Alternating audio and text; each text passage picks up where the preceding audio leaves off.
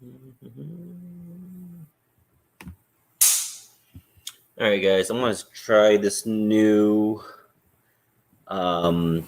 streaming thing with StreamYard and see if this is better. I'm not going to be able to go live on Instagram. They don't allow me to use two platforms at the same time, or I guess they don't allow us to use a third party. So I want to try to use StreamYard to do Facebook and YouTube at the same time. I'm gonna let a few more people hop on. Can everyone hear me good? Chad, what's going on? We're gonna use this platform more because this way I can add more guests on here, and I can bring some guests on every now and then for you guys. If I can get Dave. Dave's a pretty good one. He has a really large production and a good personality, so everyone kind of likes him. All right, so now we got a few people on. We're gonna get started. Today, I kind of want to show off a very cool clutch that hatched out this week. So far, 2 animals have come out. This is a project I've personally been working on for a long time. For you guys that are not familiar, it is the Vudoo project. I've been working on the Vudoo since I think it's been 4 years now, and we have just started to make the recessive combos. So first, I'm going to show you the Desert Ghost Vudoo. So right here we have a lesser Desert Ghost Vudoo, and you can see what the Desert Ghost is doing to the animal. So I'm really liking that. Oh, that's going a little bit more difficult than I thought. Maybe I should do this on my phone next time, yeah, to show off the animals. But today, I'm very happy to have hatched a clown version. So I'm going to show you. This is a pastel Vudoo Clown. So the pastel didn't do this one a lot of favors. So obviously, in clowns, I try to avoid pastels. However, this was my only... there we go. That camera comes out pretty good. This is my only animal that had spot nose in it that I can use for this season that I haven't already bred. So you can see the pastel Vudoo Clown, how much granite is on this animal on the sides. We can see the top. The top is totally faded out, and it's connected, fully connected. So that wasn't the best animal in the clutch. We got very lucky, and we hatched a leopard spot nose Vudoo Clown. So basically a Voodoo Batman. So I'm gonna try to do this here. Maybe I do need a camera person, who knows? But you can see this animal is pretty much trekked out on the top of the animal.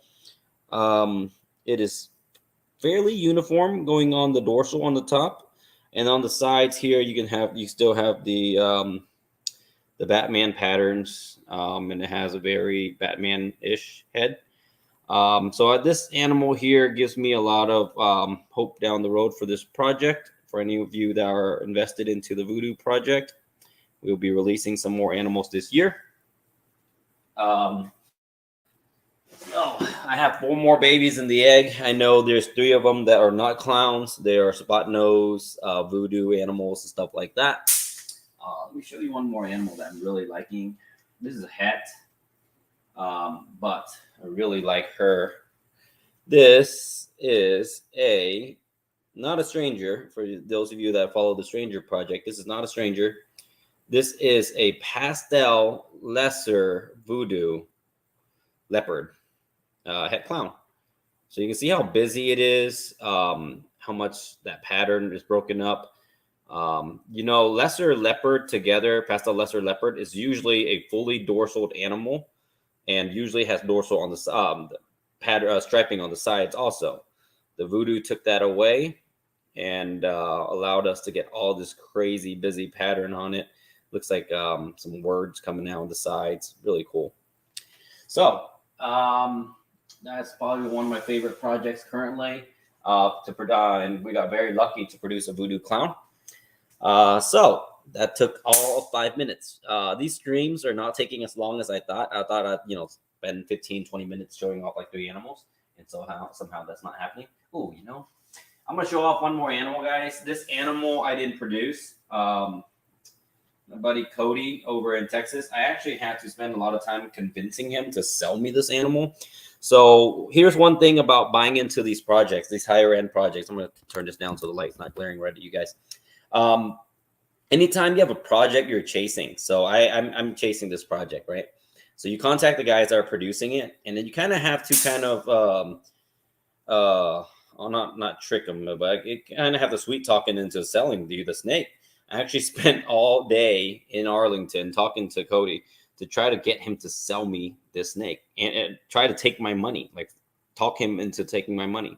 This here is a black pastel, red stripe, yellow belly, desert ghost, 66% het clown. I mean, it is just a phenomenal animal.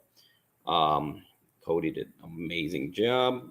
And you see, oh man, I'm not knowing where to take this animal. Look how faded, and look how this animal, the contrast and all of that. Jeez, really one of my favorite animals currently, and can't wait to try to prove it out. All right, enough showing off animals. We're gonna talk a little bit about business today. Let me try to read some of these comments real quick. Boom, boom, boom, boom, boom, boom, boom, boom. Make a trip. Hey, everyone's welcome. If you guys just want to come visit my place, let me know. And come on out. We get a lot of visitors out here. So also, I've had a few people message me this week asking like certain things that they want to hear about on the stream so that I can add to my list. So we're going to go straight down the list for the topics for today. So today we're going to talk about the first thing we want to talk about is different forms of payment for your business, for your snake business. What type of forms of payments you should be accepting? The forms of payments that I accept mostly is PayPal. Most people use PayPal, know how to use PayPal and stuff like that. But we also accept Cash App, Venmo, Zelle, Cash every now and then. We don't want to overdo it too much on the cash part. I'm kidding, of course. But now, when we talk about these forms of payment, then you have to discuss taxes, right? You have to discuss which one of these forms of payment and which tax implications you're going to have. So someone asked me about the $600 tax rule. If you're not familiar with it, for 2022 and beyond, any payment that you accept over the amount of $600 is going to get reported to the IRS, which means you will then have to file taxes or pay taxes on that full amount. Now, does this apply to every single platform and all of that? So this is what we're going to discuss a little bit. So based on what I have researched and discussed with my accountant, is that the amount is set at $600. So let's say you take in a payment of $500 for a snake on Venmo, goods and services, right? And then you accept another $200. That's all going to get lumped together, and that is over $600. You will now get a 1099 from Venmo. Okay. Now, when I say goods and services, you'll notice that when you send a payment or someone sends you a payment on Venmo, it will ask you if you want to send this as a friend or a service. That person has to go and check the service box to turn this into a goods and services type transaction, right?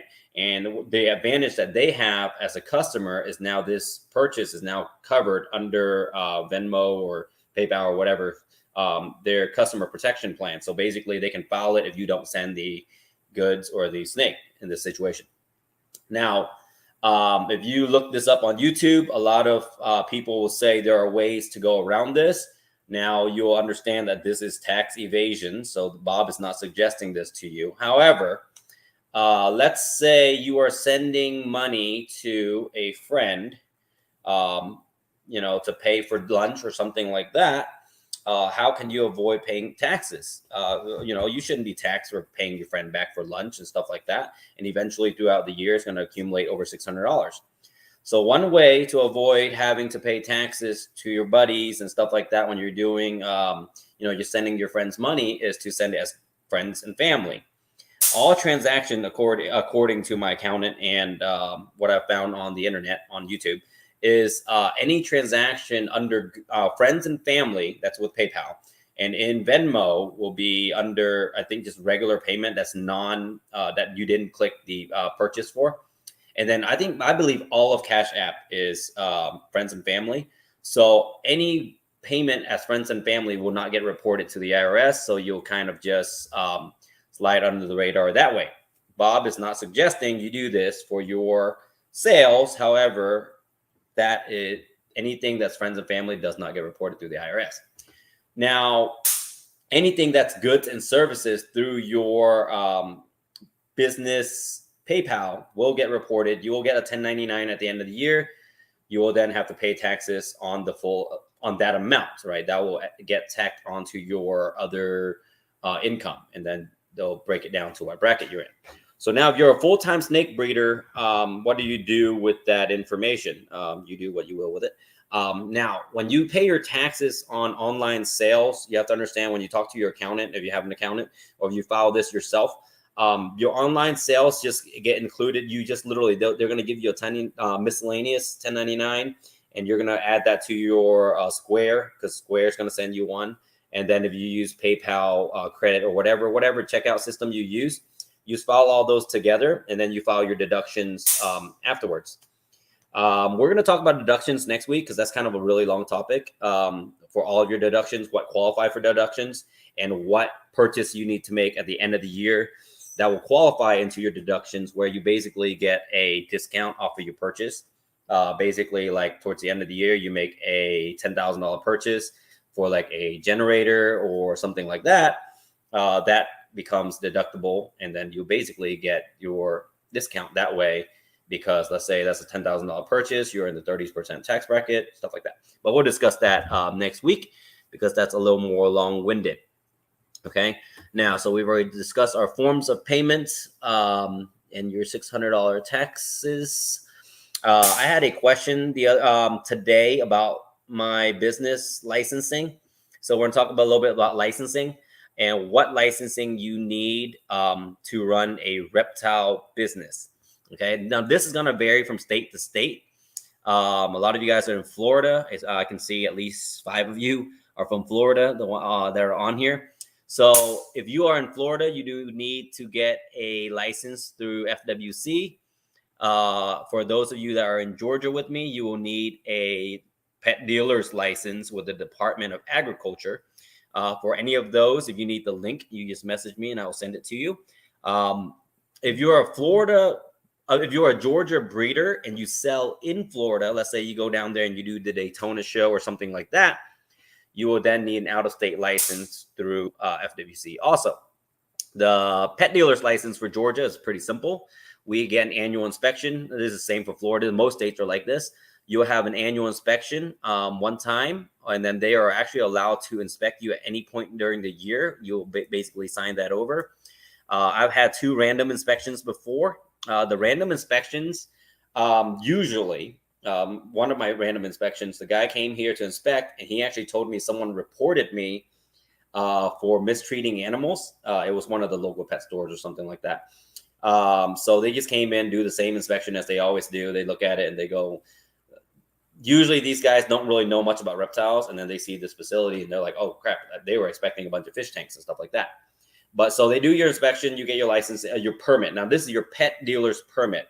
This has nothing to do with your actual business license, which if you are inside city limits, you will need to get a city limit, basically a city business license. Now this will vary also between counties, cities, and your state. Okay, some area actually won't even allow you to get a business license to deal reptiles. Now, so just basically look into your city ordinance.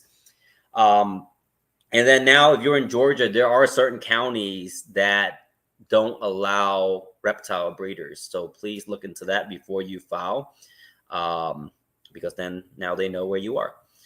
All right. And then now we're going to look at your business licensing and what you need to do to file your taxes legally. If you're going to do this even at a hobbyist level and you're going to file taxes, you got to consider this is a very cash heavy business or money heavy business. You sell 2 clutches, 3 clutches of ball pythons, and let's say you made $15,000 or $20,000, whatever, and you want to file taxes on that.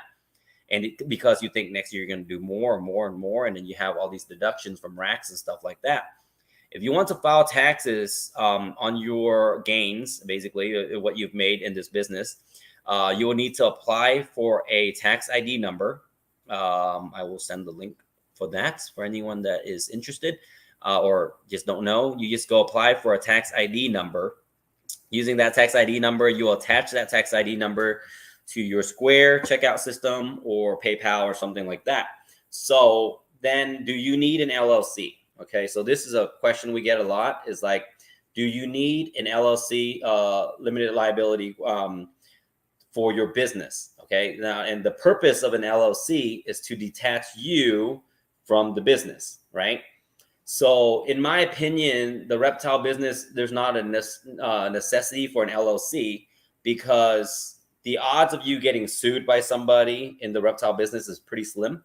And if your odds are higher, it's because you're probably doing something weird or shady. But I just don't see a situation where I would be getting sued for, for everything over anything in the reptile industry. Let's say if you owned a lawn business, the LLC is there to protect you. You mess up somebody's house, you're in their lawn and you destroy something, and you're getting sued for $100,000 or something like that. The LLC is going to get sued, right? Or if your employee hurts himself or something like that, and they sue, the LLC gets sued, not you. So this detaches you. So in case like the business gets sued for $1 million, you don't have $1 million. Well, basically the business goes bankrupt, not you. They don't come and collect your house or anything like that. In the reptile business, I don't see that being a problem. However, next year we will file for an LLC, because now we're coming up on having 5 employees. So just in case something were to happen down the road. So that's where the LLC protect us. Plus, we also have a rodent business with the reptile business. So then that makes it a little bit more complicated. But for a general reptile business, it was just you, your wife, or your husband, or something like that. And then I don't think it's necessary. You can just file as sole proprietor, and you basically are the business. Basically, you are the business, and you don't really have to separate yourself. But however, you will want to do this. This is going to help you save a lot of headache when tax time comes, is to go use your tax ID number and go and open a business checking, a business savings, and a business credit card. The savings not so much as important, but the business checking and your business credit card is going to detach your bank, your personal bank, from everything that your personal life versus your snake life.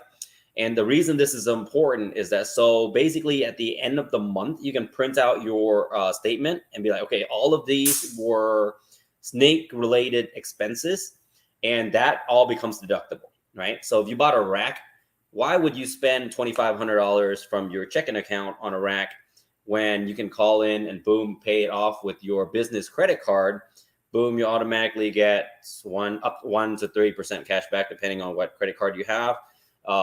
Your business will now get a cash back. You automatically have a $2,500 receipt on your business credit card statement to use as deduction towards the end of the year.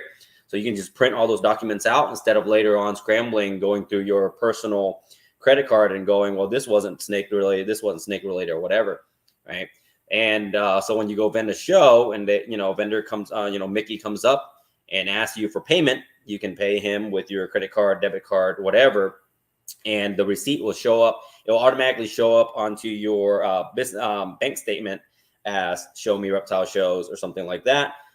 End of the year, you already did 18 shows, add all that up, and that should be your deductions. Now, remember, business expenses all qualify, but now when you go to USARK and pay for your membership, when you go to a USARK auction and pay for your winnings and stuff like that, USARK is a nonprofit organization. Any charitable donation towards a nonprofit organization is 100% tax deductible. Okay, again, that's 100%. So all your charitable donations are tax deductible. So do not forget to add that in. That's going to save you a lot of money. So I got into a little not argument, I guess Facebook trolling thing the other day when someone said, "Why don't you donate $1 every time you ship your packages? It's just $1, right?" Well, it is just $1. So every time you ship a box, Ship Your Reptiles automatically has $1 donated on your behalf. You can go uncheck that box and save yourself $1. You shouldn't do that. You should donate that $1. However, Reptiles Express doesn't do this. It just gives you the option, and you can donate as much as you want. Now, is that good for you, or is that better for Reptiles Express or Ship Your Reptiles? Of course, it's better for them because they're going to pull all this money together, right? Let's say there's 100,000 packages shipped a year. They're going to get $100,000 of all this dollars, and they're going to donate it to USARC. I'm not saying that they're doing this like in a shady way or nothing. They're actually doing this is making it easier for people to donate. So it's great. However, for you as a business owner, it's not a good idea to donate that $1 through another company. Okay. And the reason is, let's say your shipment was $45. Now it's $46, right? You will still be able to file that as a business expense. So you still get that to file that $1 as a business expense. But instead, if you pulled up all your dollars and you ship 200 packages a year, now you have a $200 donation that you'll basically send off to USARC, and you'll have a $200 charitable donation, which you'll file differently instead of a business expense. You'll be filing that off as a business write-off for a nonprofit organization. Now, is it really that big a deal? It's only $1. It is once you ship enough, right? So we ship, I think last year I shipped almost 800 packages. Okay. It sounds like a lot, but it was COVID year, and COVID has been amazing for online sales. So let's say we ship 800 packages. That's $800 that I would have donated through, another company, or I can just rip a check myself to USARC for $800. Or you don't. You can just use the $800 towards your membership. The gold membership is $1,000 a year for those of you that are interested. There's a silver membership for $500. There's a bronze membership. There's all these membership levels. So if you save all that money that you have donated, you can just buy a different membership, a better membership, or I say better, they're all good memberships, but a different membership. And that all goes back towards your business as a business expense or a charitable donation. So just try to be smart with your money. If you're going to donate anyways, do it in a smarter way. The argument was that if you're going to donate anyways, just donate without anything behind that. I get it. We should donate. But if you're going to donate money anyways, do it in a smart way where your business can benefit from it. Because at the end of the day, the better your bottom line, the more money you make, you're going to be more willing to donate. Right. So like I went to the USARC auction in Arlington. The more money we make at a show, the more I'm willing to spend at the auctions. And you guys know I spend a ton of money at the auctions already as it is. But, the more money we make there, the more I'm able to donate and not think about it too much. OK, so we're going to just every week. I've already made a promise every week on Tuesday. We're going to talk a little bit about USARC. So we're just going to have a few minutes left. For those of you that are following along with the USARC stuff, go to their website. We need more memberships because we are not at the end of this yet. The bill hasn't passed, but it kind of didn't stall out. So call your representatives and stuff like that and get them to understand what's happening with the bill, their overreach, the difference between a white list versus a black list of reptiles. The main difference here is that the black list is basically they tell you can't keep these animals. The white list means they tell you can keep these animals only, right? So why is there such a big difference? It's because lawmakers don't know that many species of reptiles, which means they're only going to add your most popular ones. So for guys that keep, these obscure species, those aren't going to make it on the list. I keep night lizards. They're not going to make it on that white list, stuff like that. So to depend on them to add certain species onto the list That's probably not going to be good for us. And at the end of the day, for ball python guys, we're always thinking, right? Even when the first Lacey Act came around, I'm like, oh, it's never going to happen to us. Ball pythons are going to be safe. To some degree, I could agree with you, right? Because ball pythons it's a small species. It's hard for them to attack. But then at what point are they going to be like, well, it's still a 5-foot snake, right? To us, a 5-foot snake is a tiny snake. 5-foot snake is a tame, small species. However, to the general public, and you mention this to anybody that doesn't know reptiles, say, hey, I have a 6-foot ball python, 5-foot ball python. You hear that story all the time about the guys with the 6-foot ball pythons. But a 5-foot snake is a huge snake to the general public. So it doesn't take much for them to get into this fear-mongering stage where they'll be like, well, it's still a 5-foot snake, super dangerous. And then eventually they just take away all of our pets. It seems like that's what they're doing. PETA and the Humane Society aren't our friends. They don't like the fact that we feed our reptiles other animals, which I don't know what they think these animals eat in the wild. But again, I'm preaching again about USARC. So please join USARC. I'm going to give you guys a last minute quick update on what happened, why I haven't been very responsive for a few of you. So this is what's going on in our reptile room this week. Again, you're going to run into these small troubles type things. There's a giant hole in the ceiling. We had a water leak in here, and now we're getting all of this fixed. We have a very good crew here. One of our employees, Aaron, is handling this, but these are the things you get to experience as reptile breeder. I mean, most of the time it's just this, but then today it's this. So we're running the water line directly to the sink because we can't get access to here, and I didn't want to cut holes all over the place. So we got giant holes in the ceiling. I'm just going to put a piece of art to cover that. Someone make me a big enough piece of art so I can cover that giant ugly hole in my ceiling. And then this giant ugly hole in my ceiling. But yep, that concludes today's live. Thank you everybody for tuning in. Next Tuesday, bring me some new topics. Message me, email me, or whatever. And let me know what we want to talk about next week. This actually is kind of fun. I kind of just go on here and ramble about everything and teach you guys how to evade taxes. What did I say? No, I didn't say that. All right, that's it.